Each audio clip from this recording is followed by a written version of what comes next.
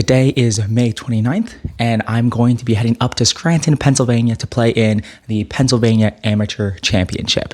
I'm going to take you through each round and give you my reaction immediately after the round ends. You're going to see the engine on the games.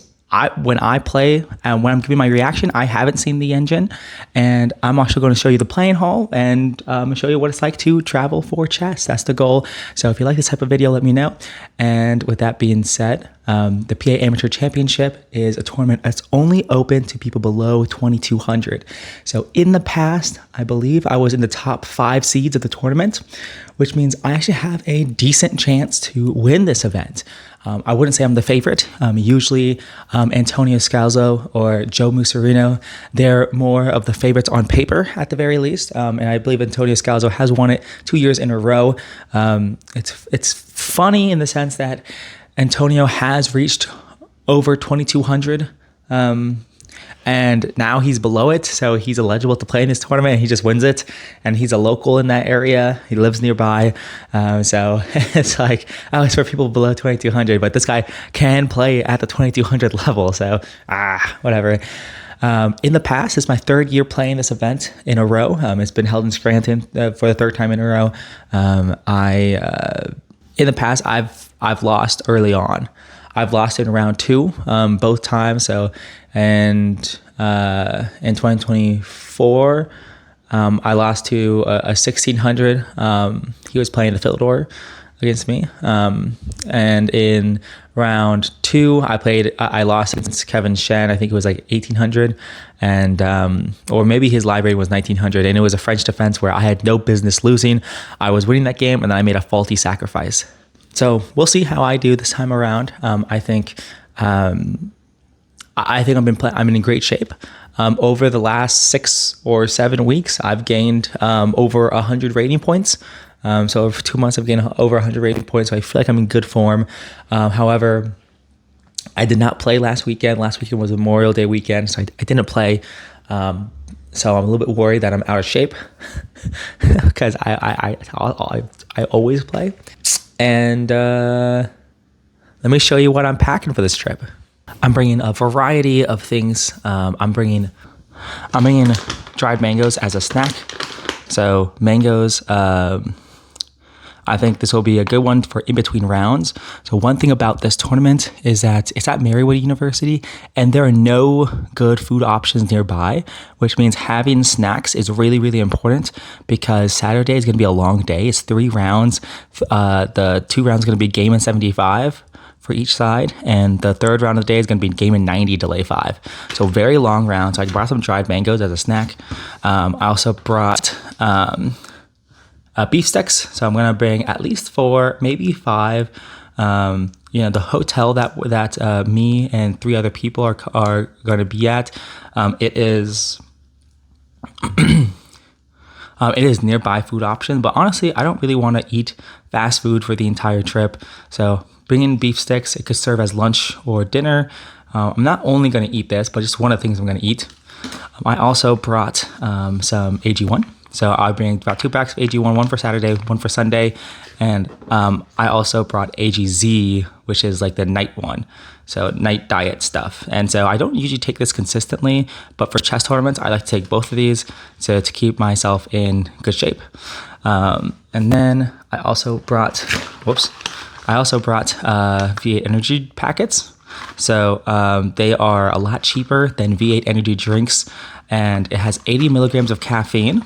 And it's supposed to be like, healthier, and the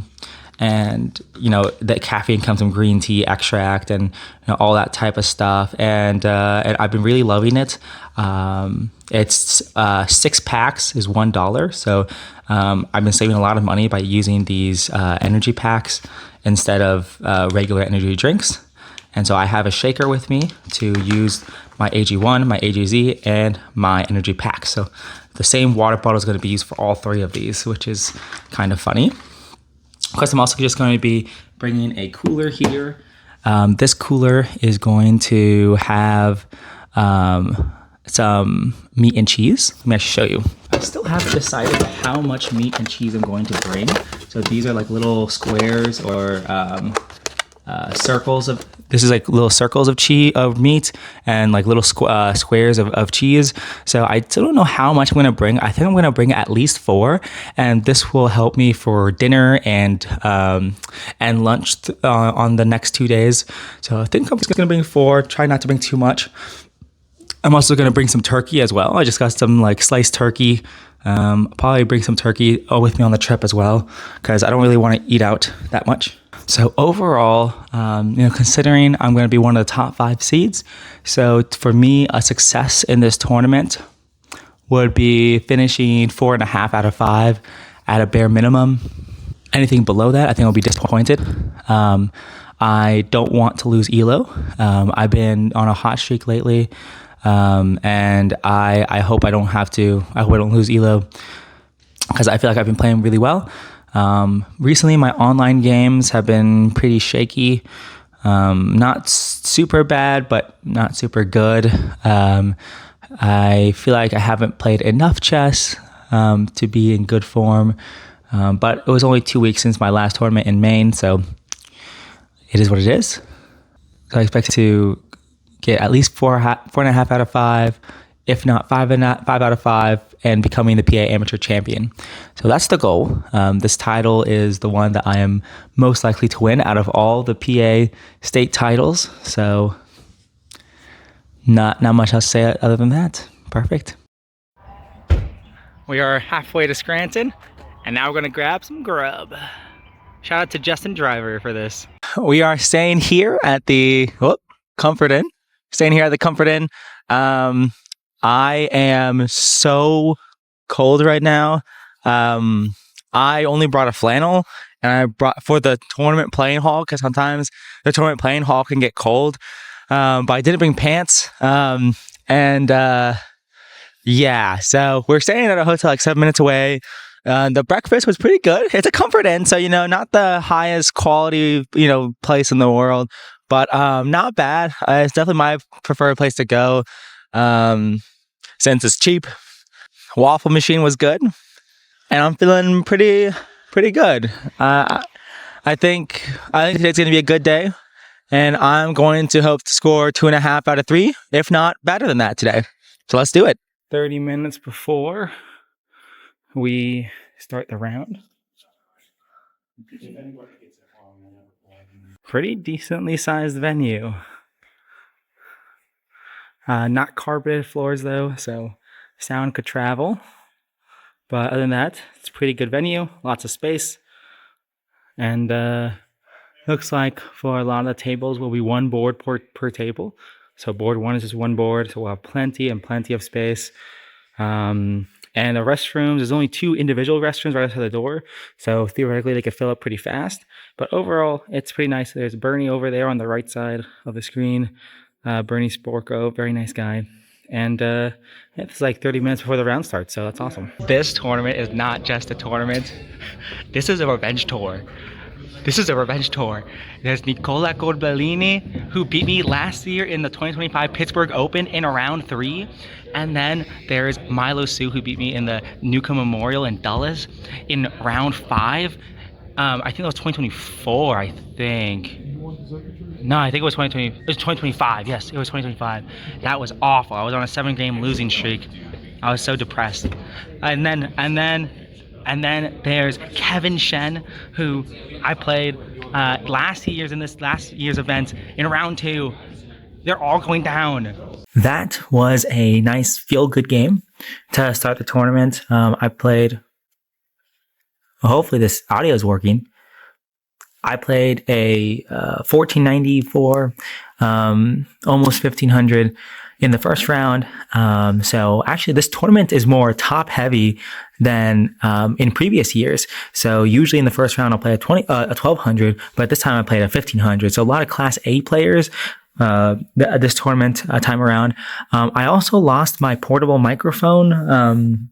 So I don't know where I lost it at. So you have to deal with my phone microphone, my regular phone microphone. I think the phone microphone works okay, but this game was awesome because it was a Philidor, but my opponent exchanged on e5 and we traded queens, and I feel so comfortable and confident in this position, in the ensuing position. Like, I feel that 99% of the time, anyone below 1800, I will beat them in that position.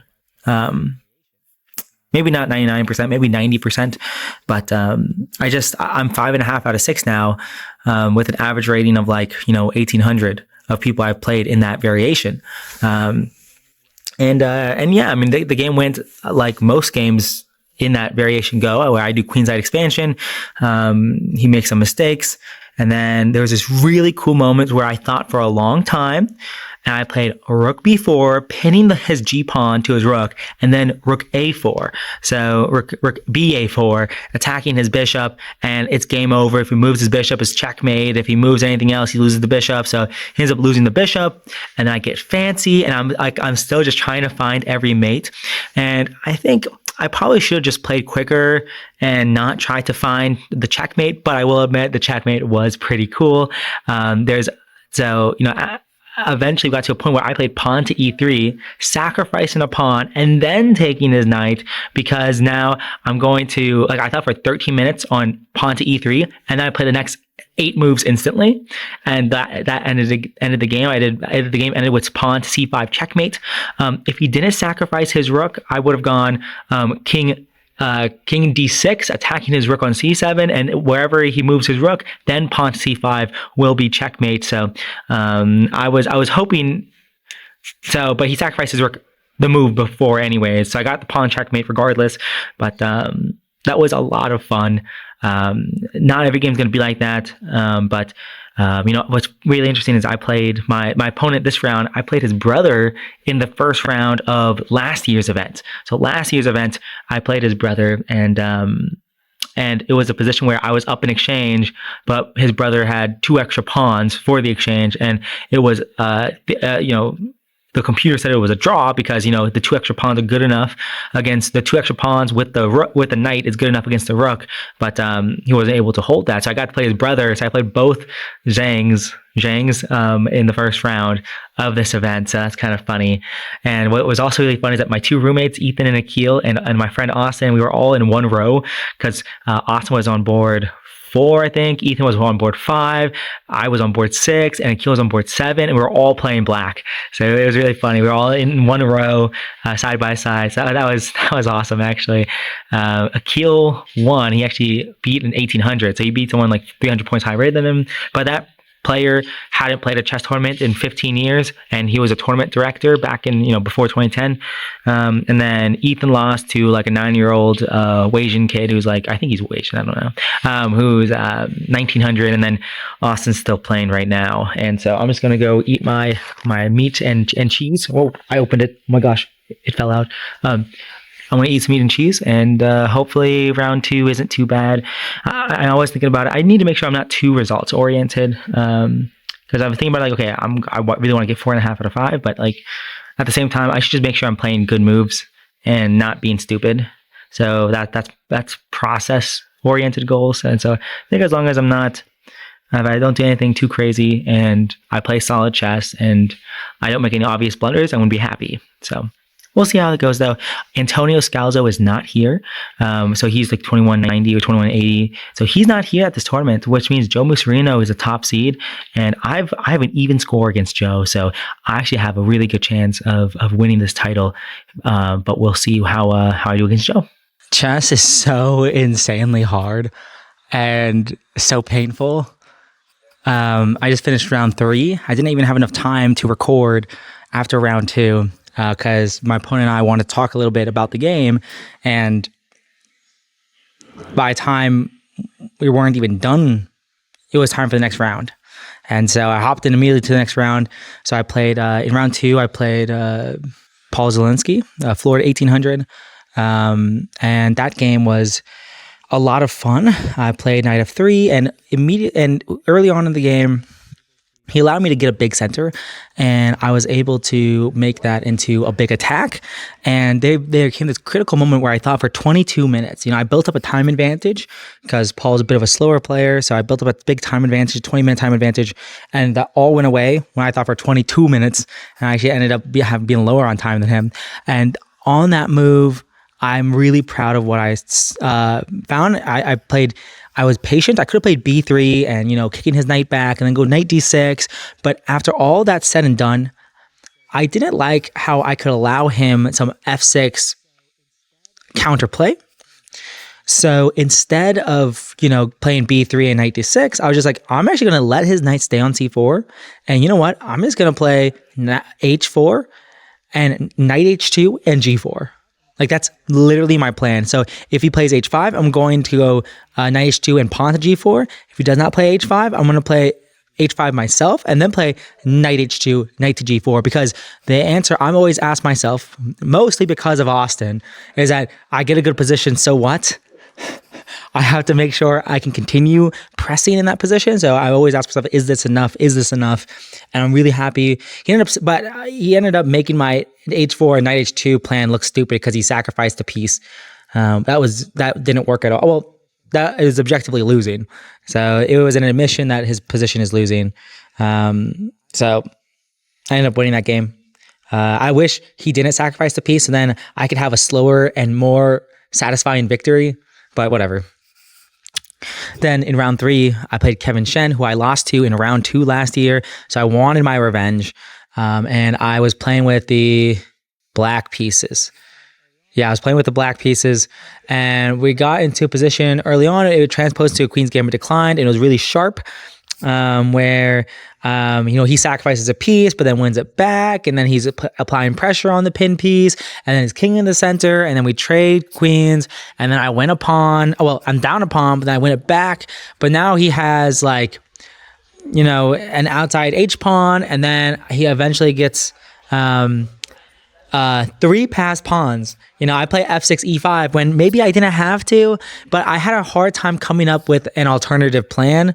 And I never got my queenside majority pawns, rolling. And so that was really, I think I misplayed that super hard. I'm not sure exactly off the top of my head, with the different moments I went wrong, but it was brutal. I just, it's just a funny sight. How often does the king, a king on g5 gets surrounded by white pawns on, h5, g4, and f4, f5. And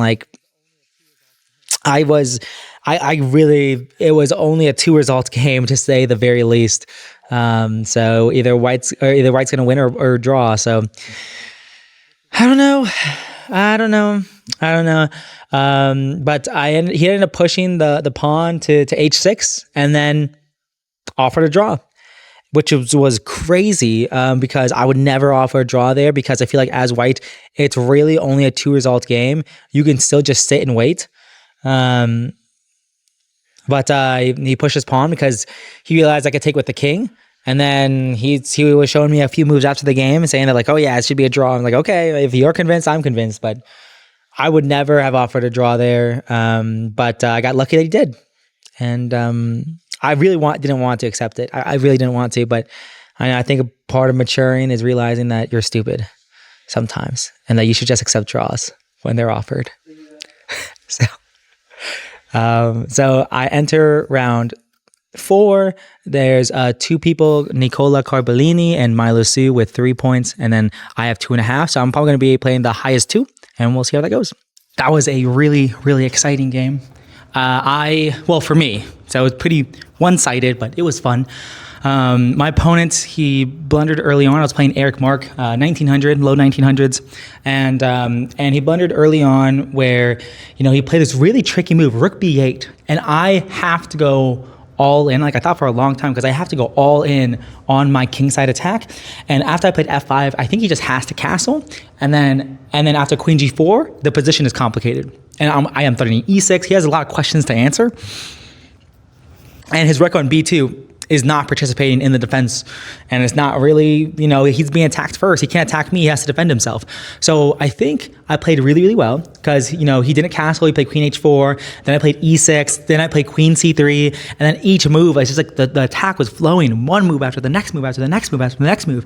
And then eventually, there comes to a point where we have to trade, or he's offering a trade. So he offers an exchange to trade queens and stuff like that.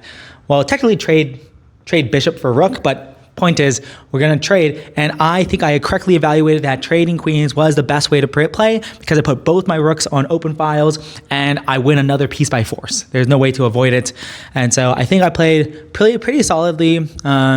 Luckily for me, he blundered in the opening, but it is what it is. It happens sometimes. So now I'm going to be playing Nicola Carbellini as my last round opponent, and a time for me to get the revenge from Pittsburgh. I want to get revenge. I want to get revenge. I am back here in Shippensburg, back home, and in that last round, it was very, very tense. I'm on board one, playing against Nicola Carbellini. And it was a Philidor, and it was the same variation as the game that I played against Daniela Fitzsimmons, where I lost in horrible fashion. But I learned. I learned from my game against Daniela. I played D5. I got an IQP position, which was totally fine. And eventually, things were very tense, but things also moved by pretty fast. We ended up liquidating a lot. And there was one moment where I self-pinned myself. I had this bishop on b4, this rook on c4, and I take the pawn on b5. And this was probably a mistake because he played bishop d6. And after I played rook e8, which was a mistake, he could play rook c1. And I think I'm busted. I think I'm busted there. I haven't seen this game with an engine yet, but I think I'm busted. But instead of playing rook c1, he played queen d2, and which allowed me to, we traded queens. We traded, d pawn for b pawn, and then we traded rooks, and then we traded d pawn for b pawn. So overall, there's always a draw. There's a draw at the end of the day. Meanwhile, the other game, so Nicola and I had 3.5. The other game between Milo and Kevin Shen, they also had 3.5. Kevin Shen was winning for the entire game, and then Milo swindled him. And so Milo wins the tournament. The 9-year-old from Brooklyn, New York, wins the tournament.